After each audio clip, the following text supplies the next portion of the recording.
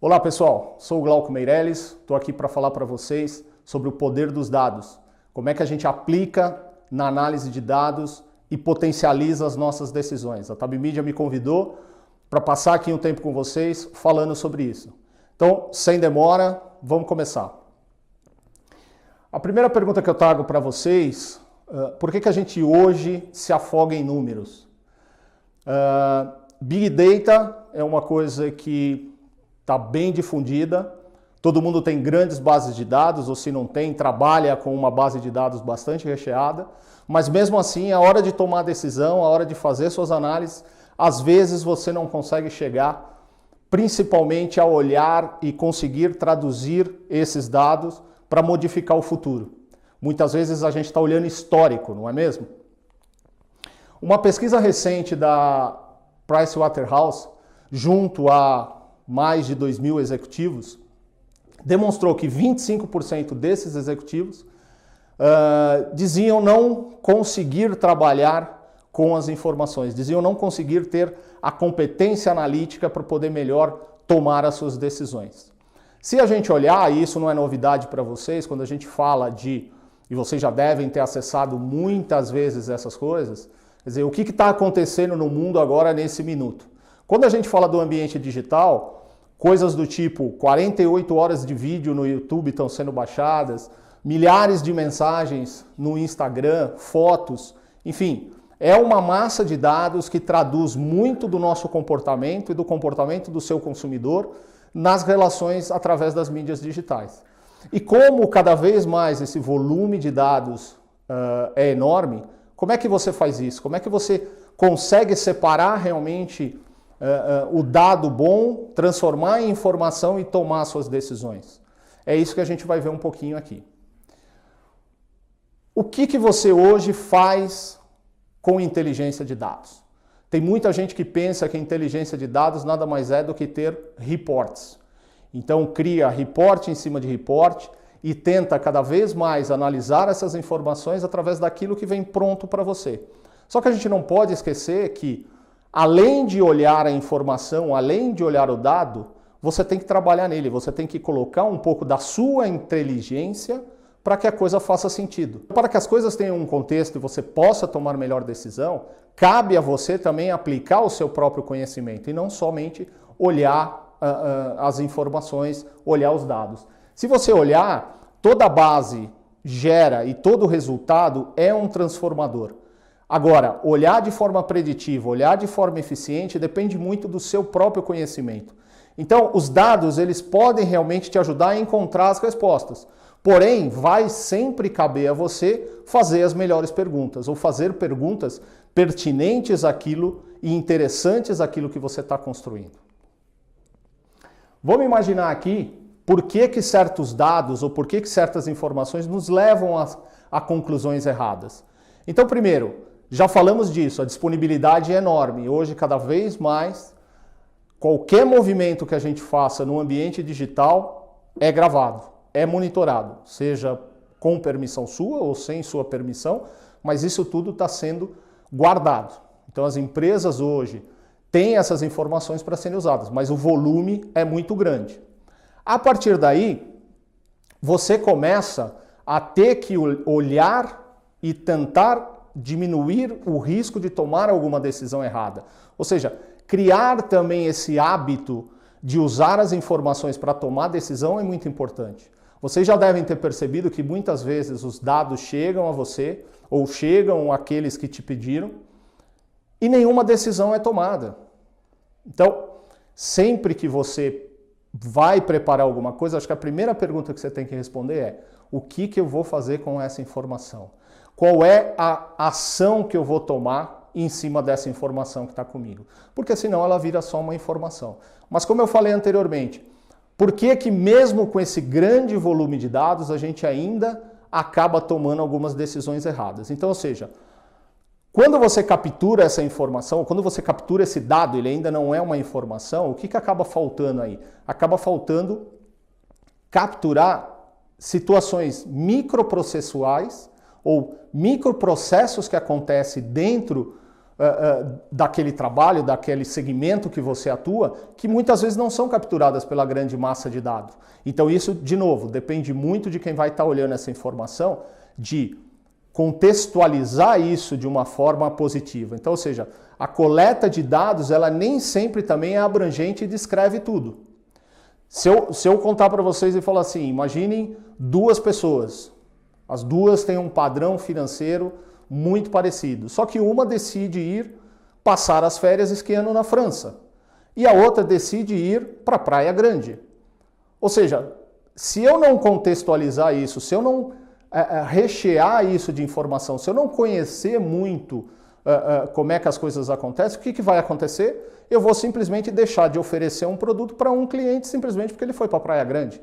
Nada contra o pessoal da Praia Grande, até é muito legal ir para lá, mas observem que quando a gente olha um grande volume de dados, se eu não tiver alguma informação complementar, isso não vai acontecer. Eu vou perder essa informação e talvez eu despreze uma possível venda simplesmente porque eu olhei alguns dados que podem parecer não fazer parte do meu perfil. Segundo, de novo, a terceira ponto, falta da contextualização, que é isso que eu acabei de falar que vocês têm que fazer. E outra, muitas vezes, quando tomamos as análises ou quando vamos fazer as análises, usamos métodos ultrapassados, ou seja, métodos que conhecemos e que vimos e que funcionavam muito bem, digamos assim, na geração de dados passada. Nessa geração, ou seja, nesse modelo que temos hoje, você tem que também tentar talvez juntar alguma informação de antropologia, alguma informação de sociologia, quer dizer, contextualizar isso, trazer isso para você de uma forma que enriqueça esse dado e você possa tomar realmente melhores decisões. Então, o que faz a diferença na análise? É a interpretação que você faz.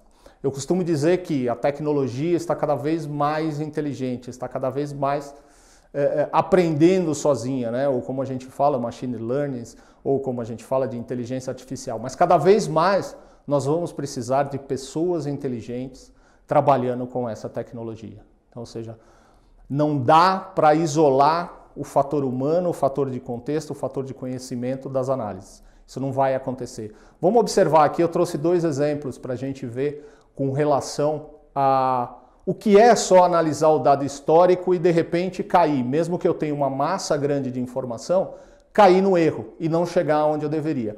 Aqui eu tenho um dado histórico que foi trabalhado pela BBC News e que fez uma análise de todas as 32 seleções que estavam na Copa e indicou quem deveria ser a campeã na Rússia. Vamos ver o que aconteceu? Então, primeiro dado que eles levantaram foi: normalmente chegam à final ou são campeões as 8 equipes ou as equipes cabeças de chave. Na Rússia, quem eram as cabeças de chave? França, Alemanha, Brasil, Portugal, Argentina, Bélgica, Polônia e Rússia, certo? Então aí eles já isolaram 24 seleções, simplesmente fazendo uma análise histórica de dados. O que muitas vezes é o que a gente faz dentro das nossas organizações, dentro da empresa. Porém, eles viram o seguinte: pela probabilidade, pelo histórico dos dados, muito difícil o país sede ser campeão. Aconteceu algumas vezes? Aconteceu, mas foram poucas vezes que aconteceram isso. Então, estatisticamente, ou usando a probabilidade, o que eles falaram? Provavelmente a Rússia não será campeã essa vez. Então, daí de 32 já sobraram 7 seleções.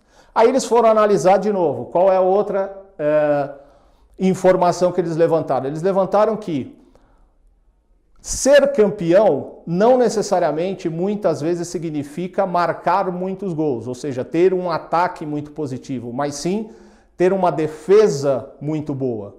Então eles falaram, as seleções que hoje têm uma média de gols tomados baixa são aquelas que podem, com certeza, chegar até a final. E aí eles já chegaram a 6 seleções, porque dentre as 7, a Polônia era aquela que tinha o maior número de gols tomados. E sobraram França, Alemanha, Brasil, Portugal, Argentina e Bélgica. Outra análise que eles fizeram, estatisticamente falando, as campeões são europeias. Então, analisando essas 6 seleções que se tinham, eles eliminaram as 2 seleções que não eram europeias. Então, Brasil e Argentina ficaram de fora. Sobraram França, Alemanha, Portugal e Bélgica. Qual foi a próxima constatação? Ter o melhor goleiro. Também avaliaram historicamente que as seleções campeões tinham e tiveram sempre os melhores goleiros. Analisando os 4 goleiros das seleções, eles eliminaram o de Portugal, porque teoricamente o goleiro português era aquele que, comparativamente com os outros 3, era aquele que menos chance teria de se tornar o melhor goleiro da Copa. Mas ainda assim tinham 3 seleções. Quais seriam as 2 finalistas? O time que tivesse mais experiência, ou seja, que tivesse mais rodagem, tivessem mais partidas jogadas. Com isso, eles eliminaram a França. Veja, a França foi eliminada por esse critério. Sobrou Alemanha e Bélgica. Qual o time que eles acharam que seria ou que deveria ser o campeão na Rússia? O que não fosse o atual vencedor, porque isso estatisticamente também falando, acaba acontecendo. Por isso eles chamaram e definiram que quem deveria ser campeão seria a Bélgica. Então, ou seja, um grande volume de dados, um histórico de dados muito rico, trazendo para vocês, de repente, decisões de apostas não certas, não corretas. E também essa análise já foi feita após a Copa.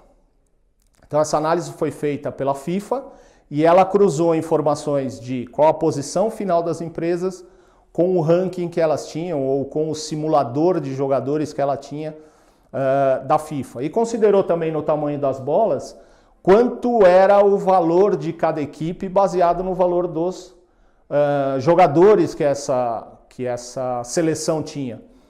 E aí, o que mostrou aqui? Essa faixa de seleções que estão dentro dessa faixa mais escurinha aí, azul, digamos assim, foram aquelas que realmente ficaram adequadas com a análise. Ou seja, não são seleções intermediárias que não chegaram até a final, mas que tinham também aí o ranking da FIFA, ou seja, teve ali um certo grau de acerto. Aquelas seleções que estão acima dessa faixa foram as grandes decepções. Pelo histórico, pelo posicionamento, pelo tamanho, pelo valor das suas seleções, de cada jogador. Então a gente encontra ali Alemanha, Argentina, Portugal, Espanha e Brasil, que decepcionaram dentro dessa análise. E aquelas que estão na parte de baixo foram aquelas que surpreenderam, chegando até a França. Então vocês imaginem que se eu olhasse esse dado antes de começar a Copa, como é que você acha que ia estar isso aqui? Invertido, né? Talvez as seleções aqui, Brasil, Espanha, Portugal, Alemanha, estariam embaixo e França, as outras em cima. Vocês devem ter visto também muitas vezes, a Goldman Sachs também fez um estudo e dava sempre que o Brasil seria o campeão. Né? A França tinha um bom destaque nessa análise da Goldman Sachs, mas ela não chegava até a final porque ela ia enfrentar o Brasil. Então, imagine. É esse volume de dados que a gente tem que tomar cuidado e tentar entender. Aqui eu trouxe só 2 exemplos para vocês. Então, o poder por trás dos dados está exatamente em cima de um processo. Que processo? Um processo de fazer uma boa extração desses dados, ou seja, uma análise seletiva daquilo que você vai precisar, analisar, ou seja, treinar a sua capacidade analítica ou de quem vai estar manipulando esses dados para poder melhor tomar as decisões, usar ferramentas e plataformas que te permitam fazer análise e tirar insights positivos, e aí poder analisar os resultados e sempre estar trabalhando para o próximo contato, para a próxima ação, porque no final é isso que vale, ou seja, você aprende, melhora, usando o dado. E de novo, não adianta eu ter uma grande massa de dados e não tomar decisões em cima desses dados. Não confundam ter reports, certo? Com inteligência de negócio, com inteligência de mercado. Inteligência de mercado não é relatório. Inteligência de mercado é tudo um pouco disso que eu falei para vocês. É dar tempo para as pessoas analisarem as informações, que são muitas, isso a gente já viu, e construir realmente melhores análises. Vamos ver agora então como é que uma boa plataforma pode te ajudar nesse trabalho de identificação de dados. A gente costuma tratar, e junto com o pessoal da Tab Media, a gente fala muito em jornada de vendas. Ou seja, como é que eu construo o meu próximo contato, como é que eu melhoro o meu próximo treinamento e como é que eu faço isso de uma forma contínua para poder cada vez mais impactar o meu cliente. Então, uma boa plataforma de dados tem Mobile Learning, Closed Loop Marketing, uma base de Analytics, já que nós estamos falando aqui do poder por trás dos dados, e um sistema de automação de força de vendas que vai te ajudar ou que vai ajudar aquele representante, aquela pessoa de vendas que está na frente do cliente a fazer a melhor abordagem, a entregar a melhor comunicação e poder sim ali reverter uma situação e fechar um negócio. Essa plataforma, ela hoje é uma plataforma bastante robusta, uma plataforma de clientes, que eu diria para você, dentro do segmento em que atua, de mais de 7 anos, bastante robusta. Nós vamos falar um pouco desses números. Mas antes eu queria trazer para vocês aqui um exemplo. Isso aqui foi um dos clientes da Tab Media que trabalhou e ele fez uma correlação. Primeiro ele analisou o papel do visitador médico, ou seja, como é que aquele visitador médico atuava frente ao médico. Ela analisou como é que o médico respondia, usando até neurociência, aplicada a vendas, de como o médico ali reagia para melhor receber aquela mensagem, e aí ela entendeu e conseguiu fazer uma correlação de apresentar maiores resultados. Esses dados cruzados, ela fez primeiro um cruzamento onde ela correlacionou 2 indicadores, o índice de aproveitamento e o sellout. O índice de aproveitamento, para aqueles que não sabem, é passando 2 segundos de apresentação, dentro de uma campanha, você já está construindo o seu índice de aproveitamento. Por quê? Porque a gente considera que em 2 segundos você não conseguiu transmitir nenhuma mensagem. Mas passando desse tempo, você já está realmente impactando o seu médico. Analisando um ano de base de dados, então, de novo, uma análise coerente, uma análise com contextualização, uma análise com robustez, analisando os 2 principais stakeholders desse processo, o visitador médico e o médico, ela chegou numa correlação de 84%. Ou seja, esse cliente, de cada 10 contatos realizados, 8,4 ajudaram a prescrição ou a venda a acontecer. É um número bastante alto, certo? Mas um ano de base de dados talvez ainda não fosse suficiente. Então ela partiu para uma segunda análise até para validar essa primeira. E usou 2 anos de base de dados. Quando ela usou 2 anos de base de dados, o número subiu para 97% de correlação. Ou seja, de novo, a cada 10 contatos, 9,7 resultaram ou numa prescrição ou numa venda. Importante, não? Então, assim, mais uma vez, usando uma base de dados, usando um Big Data para fazer e conhecer, tomar decisões, construir modelos de treinamento, preparar melhor os materiais de promoção para construir resultado. Aqui eu trago para vocês o exemplo que eu estou falando, a base de dados, essa base de dados aqui hoje, mais de 7 anos, 15 mil usuários que diariamente geram informações e alimentam essa base. São mais de 50 ambientes ou de mais de 50 empresas que hoje atuam com a plataforma. 7 milhões de impactos mês. Então, assim, são números bastante robustos, são números que permitem realmente você fazer uma análise bastante profunda.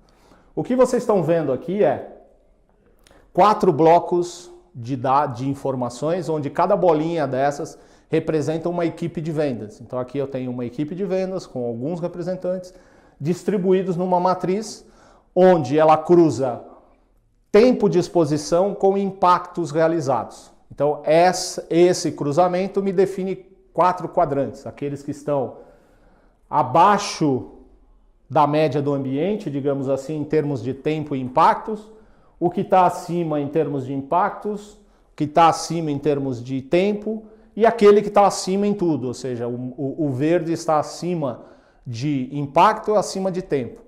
Quando você correlaciona e coloca aqui, lembra que eu falei Mobile Learning e CLM, quando você coloca aqui o dado de treinamento, olha o que acontece.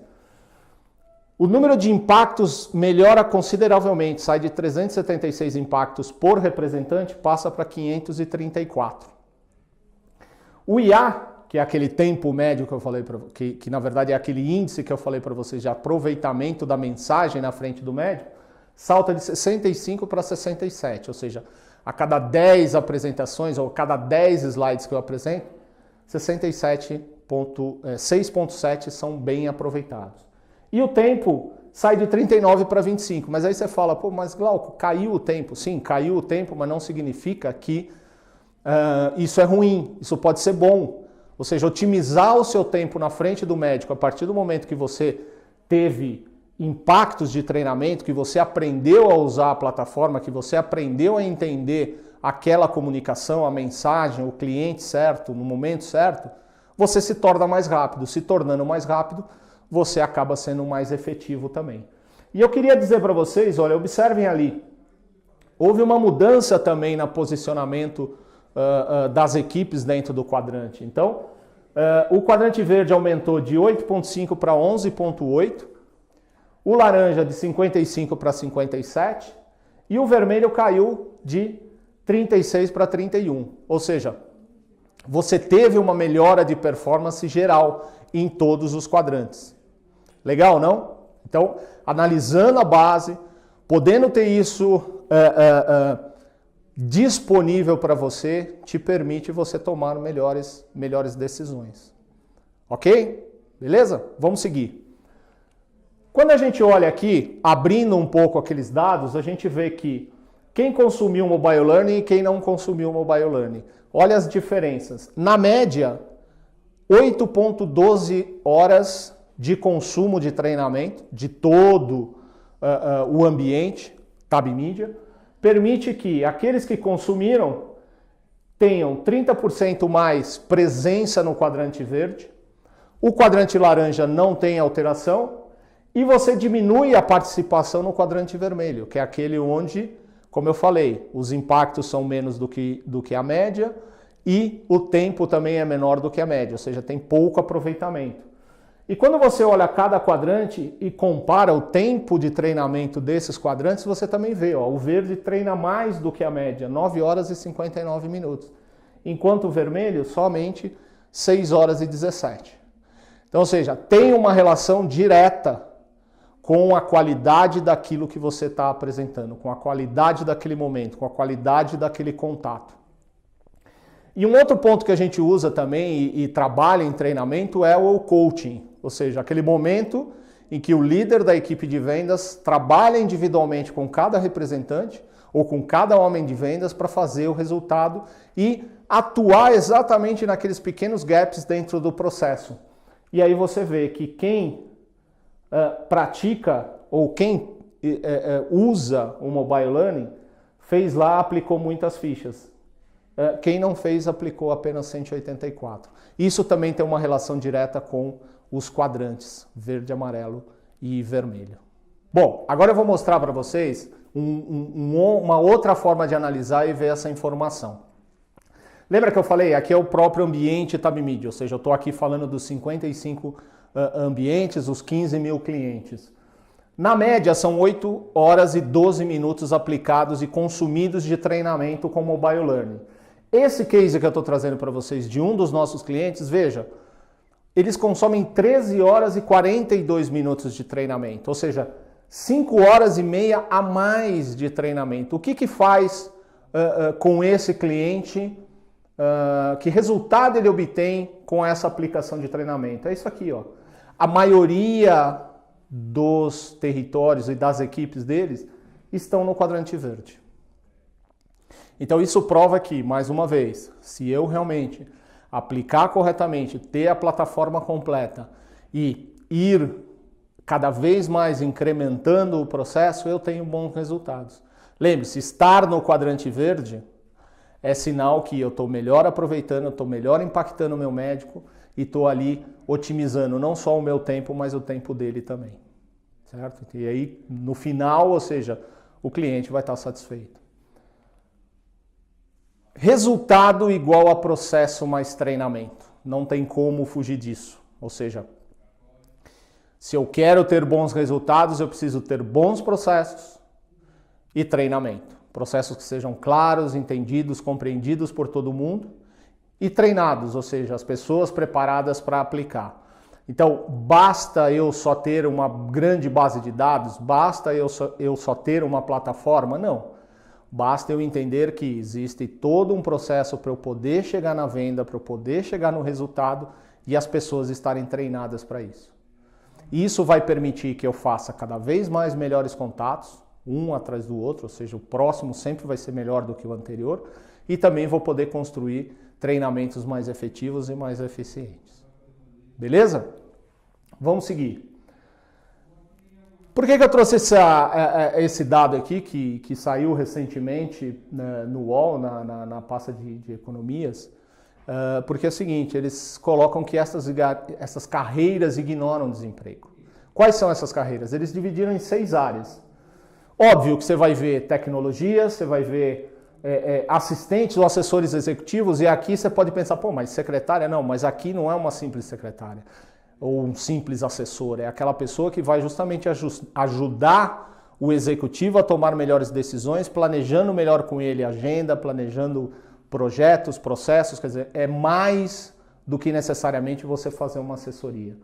Área técnica, engenharia de segurança, claro, cada vez mais os dados no mercado, você precisa ter ali situações previstas para te proteger.